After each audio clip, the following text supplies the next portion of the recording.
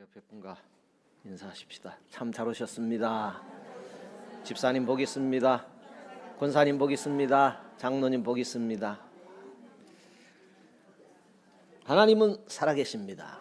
살아계신 하나님께서 오늘 또 우리에게 말씀하시고 은혜와 복을 허락하시는 줄로 믿습니다. 살다 보면 전혀 예상치 못한 그런 문제를 만날 때가 있습니다.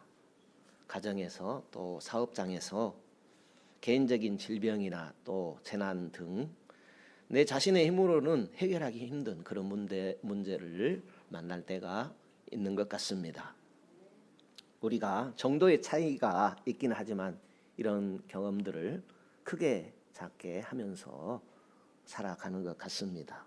그렇다면은 여러분들께서는 이런 크고 작은 문제들을 만날 때에 이 문제들을 어떻게 해결하십니까?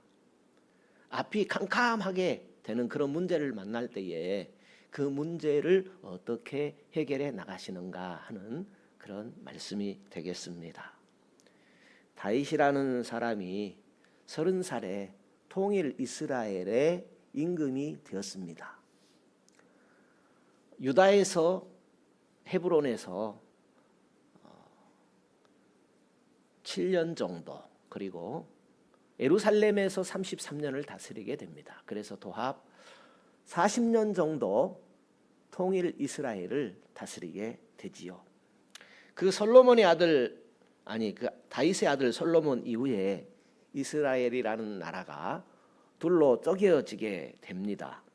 솔로몬의 신하 느밧의 아들 여로보암이라는 사람이 북쪽에 있는 10지파를 차지해가지고 자기가 왕 노릇을 하게 됩니다. 여로보암이라는 사람은 주인을 배신하고 남봉꾼 잡배들을 모아가지고 자기가 힘 있는 자인 양 행세를 했습니다. 하지만 솔로몬의 아들 르호보암이라는 사람은 이 여로보암이라는 사람을 당해낼 수가 없었습니다. 르호보암은 하나님 말씀을 무시하고 백성의 멍에를 더 무겁게 하고 이스라엘의 분열을 부채질하는 그런 노릇을 했습니다. 이스라엘 남북 간에 늘 전쟁이 있었습니다. 르호보암이라는 사람이 17년 정도 왕 노릇을 하다가 세상을 떠나게 됩니다. 그의 아들 아비야가 왕이 되지요. 그 틈을 타서 여로보암이라는 북쪽 왕이 80만 명의 군대를 이끌고 아비야를 공격하려고 유다를 앞뒤로 포위하게 됩니다. 하지만 그 르호보암처럼 아비야라는 사람도 그리 신통하지 않은 사람이었습니다. 급히 나라에서 군사를 모으니까 40만 정도 모을 수가 있었습니다. 이 숫자로는 여로보암 군대를 도저히 당해낼 수가 없었습니다. 그래서 이 전쟁은 누가 보아도 북쪽의 여로보암의 승리였던 것입니다. 아비야는 이제 겨우 유다 왕 된 사람입니다. 3년 정도 왕노릇 해오고 있습니다. 반면에 여로보암은 18년 동안 북쪽 이스라엘 나라를 다스려오고 있습니다. 남유다는 이제 최대의 위기를 맞았습니다. 아비야와 유다 백성들은 뾰족한 수가 보이지 않습니다. 그런데 16절에 보게 되면 이런 내용이 기록되어 있습니다. 16절을 보시죠. 역대하 13장 16절에 이렇게 되어 있습니다. 이스라엘 자손이 유다 앞에서 도망하는지라. 북쪽 이스라엘 자손이 유다 앞에서 도망해버렸다. 그리고 또 17절에 보니까 아비야와 그의 백성이 크게 무찔러버렸다. 그렇게 적혀 있어요. 결국 여로보암이 이끄는 북쪽 이스라엘 자손은 항복하고 맙니다. 아비야는 도망하는 여로보암을 쫓아가서 그의 성읍을 빼앗게 되고 다시는 여로보암이 일어서지 못하도록 만들어 버렸습니다. 아니, 어떻게 이런 일이 일어날 수 있습니까? 더군다나 당시에 상상할 수 없는 일이 벌어지게 된 것이지요. 40만이 80만 명을 상대해서 50만 명을 죽여버린 것입니다. 성읍을 뺏었습니다. 누가 상상할 수 없는 그런 일이 벌어지게 된 것입니다. 여로보암은 다시는 힘쓰지 못하고 결국 하나님께서 치심으로 죽음을 맞이하게 되었다고 했습니다. 아비야가 어떤 인물일까요? 아무도 상상할 수 없는 결과 앞에서 주변 나라들은 할 말을 잃고 말았습니다. 숨겨진 아비야의 어떤 전쟁 승리의 비결이라도 있는 것이었을까요? 아니었습니다. 비결은 없었습니다. 아무도 상상하지 못하는 깜짝 승리였습니다. 아니, 깜짝 승리라니 무슨 말입니까? 승리도 이런 대승리는 찾아볼 수 없는 것이었습니다. 아비야의 전략이나 유다의 군사들이 싸움이 잘해갖고 이긴 승리가 결코 아니었습니다. 하나님께서 아비야와 유다 편에서 싸워주신 것입니다. 이 싸움은 아비야의 승리가 아니었고 하나님의 승리였습니다. 그렇다면 아비야와 유다가 앞이 캄캄한 상황에서 하나님의 도움을 어떻게 함으로 받을 수 있었을까요? 우리도 앞이 캄캄한 그런 상황에서 하나님을 믿기 때문에 하나님의 도움을 받으면 참으로 좋겠습니다. 18절에 보니까 이렇게 기록이 되어져 있습니다. 같이 읽어볼까요? 18절. 그때에 이스라엘 자손이 항복하고 유다 자손이 이기었으니 이는 저희가 그 열조의 하나님 여호와를 의지하였음이라. 조상 대대로 믿어온 그 하나님을 의지했다. 하나님을 의지함으로 하나님께서 승리를 만들어 주셨다는 말씀입니다. 유다 백성의 승리 비결은 다른 데 있는 것이 아니라 하나님을 대장으로 삼고 하나님을 의지했다라는 것입니다. 하나님을 의지한 결과 하나님께서 여로보암과 그 군대를 물리쳐 주셨다는 것입니다.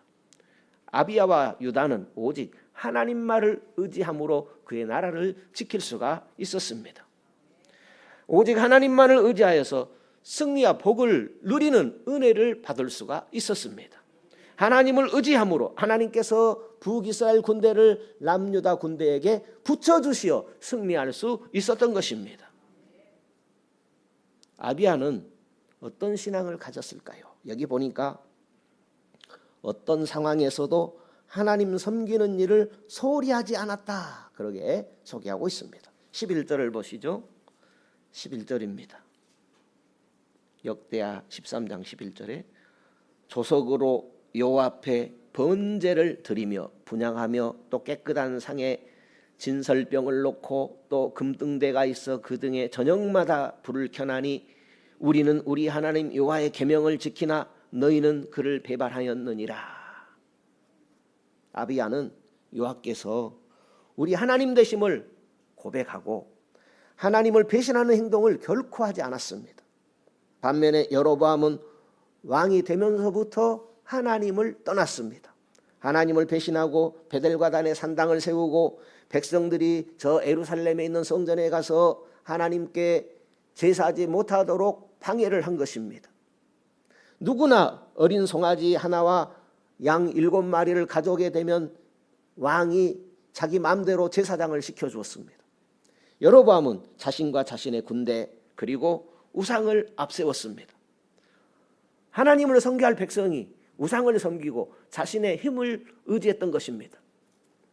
그러나 남유다의 아비야는 힘도 없습니다. 환경도 따라주지 않았습니다. 그렇지만 여호와를 향한 그 신앙을 굽히지 않았습니다. 아비야는 어떻게 여호와를 의지하는 그 신앙을 전쟁 중에도 지켰을까요?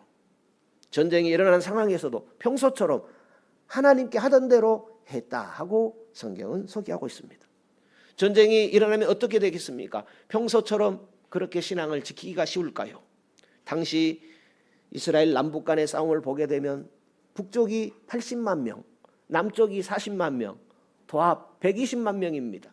120만 명이 전쟁에 나가서 싸우려면은 아버지와 아들은 다 전장에 가야 됩니다. 북쪽도 마찬가지고 남쪽도 마찬가지고 아내들은 집을 지키고 남편과 아들은 전장에 나가서 남자들은 다 전장에 나가서 싸워야만 되는 그런 시대입니다. 그럼에도 불구하고 그런 상황 가운데서도 근심 걱정이 가득하고 마음이 복잡한 그런 가운데서도 아비야라는 이 왕은 신앙을 굽히지 않았다, 신앙을 지켰다 하고 소개하고 있습니다. 매일 아침 저녁으로 여호와 앞에 번제를 드렸다고 했습니다. 깨끗한 상에 진설병을 놓았고 금 등잔대에 저녁마다 등을 켜고 여호와의 계명을 지키고 평소에 바른 신앙을 그대로 유지했다 그랬습니다. 문제가 생기면 기도하지 않을 사람이 없을 것입니다. 문제가 생길 때 하나님 앞에 엎드리지 않을 사람은 없을 것입니다. 그렇지만 하나님께서는 평소 신앙을 가지고 그 위기의 때에도 하나님 앞에 여전히 진실한 신앙인가, 그것을 보시는 하나님이십니다. 평소의 신앙이 위기 앞에서도 여전히 변함이 없을 때 신앙의 빛은 발하게 되는 것입니다. 아비야의 평소 신앙이 하나님께서 기적을 베풀어 주시는 통로가 되었던 것입니다. 이런 아비야의 신앙이 위기 때에 더욱 빛을 발하게 된 것이지요. 12절을 같이 보실까요? 읽어보시죠. 12절. 하나님이 우리와 함께하사 우리의 머리가 되시고 그 제사장들도 우리와 함께하여 경고의 나팔을 불며 너희를 공격하느니라. 이스라엘 자손들아, 너희 열조의 하나님 여호와 싸우지 말라. 너희가 형통치 못하리라. 80만 군대가 유다를 포위하고 조여드는 그 숨막히는 순간에도 아비야는 이스라엘과 유다 백성 모두가 듣도록 이런 선포를 했던 것입니다. 하나님이 우리와 함께 하신다. 하나님이 우리 대장 되신다. 하나님이 우리 머리다. 이렇게 선포했습니다. 그러므로 저 북이스라엘 백성들, 너희는 남유다와 싸우는 것이 아니고 남유다의 머리 되시는, 남유다의 대장 되시는 여호와 하나님과 싸우는 것이다. 이 싸움은 하나님과 싸우는 것이다. 그리고 이 싸움은 하나님께 속한 것이다. 그런 선포를 했던 것입니다. 이 전쟁은 그러므로 칼로 하는 전쟁이 아니라 하나님을 붙들고 싸우는 전쟁이다. 이스라엘 백성들에게 그런 선포를 한 것입니다. 제사장들이 함께하며 나팔을 불며 여호와의 군대와 싸우는 싸움이다라고 선포한 것입니다. 하나님을 대적하면 반드시 망하게 된다라는 경고를 믿음으로 저 북쪽 이스라엘 백성들에 대해서 선포를 한 것입니다. 그리고 이 아비야라는 임금은 승리의 과정 가운데 하나님을 변함없이 끝까지 의지했습니다. 18절을 보면 이렇게 기록이 되어 있습니다. 18절 다시 한번 읽어보실까요? 그때에 이스라엘 자손이 항복하고 유다 자손이 이기었으니 이는 저희가 그 열조의 하나님 여호와를 의지하였음이라. 하나님을 의지해서 승리했다라는 것입니다. 유다, 남쪽 유다 군대 40만이 북쪽 이스라엘 군대 50만 명을 죽인 것입니다. 80만 명이 쳐들어왔는데 50만 명을 죽였습니다. 북이스라엘이 항복하는 그런 상황에서도 아비야 왕과 이스라엘 유다 백성들은 끝까지 하나님을 놓지 않았습니다. 승리의 순간에도 자만하지 않고 교만하지 않았습니다. 끝까지 하나님을 의지하고 하나님께서 이끄시는 대로 최선을 다하여 충성하는 신앙을 놓지 않았습니다. 결국 여로보암은 하나님의 치심을 받아 죽고 말게 되었습니다. 아비야는 점점 강성하여 더 큰 복을 누렸다고 성경은 소개하고 있습니다. 가정이 잘 되고 자녀들이 잘 되는 그런 복을 받았다 소개하고 있습니다. 아비야의 아들 아사라는 사람은 아버지의 뒤를 이어서 온전한 왕으로서 하나님께 귀하게 쓰임받은 복을 누리게 된 것입니다. 하나님을 의지한 결과였습니다. 하나님을 의지했더니 이렇게 자손대대로 복을 받았다 하는 소개를 하고 있습니다. 여로보암을 생각해 보지요. 여로보암 모든 것을 갖추고 나름대로는 뛰어난 전쟁 전략을 가지고 있는 사람이었습니다. 그렇지만 여로보암은 모든 것을 다 가진 것 같았지만은 그는 전쟁에서 졌습니다. 실패의 원인이 어디에 있습니까? 조건이나 상황에 있지 않았습니다. 군사도 많았습니다. 지혜도 뛰어나고 군사 전략도 뛰어났습니다. 그러나 실패의 원인이 어디에 있습니까? 그런 것에 전혀 있지 않았습니다. 오직 하나, 하나님을 버렸기 때문입니다.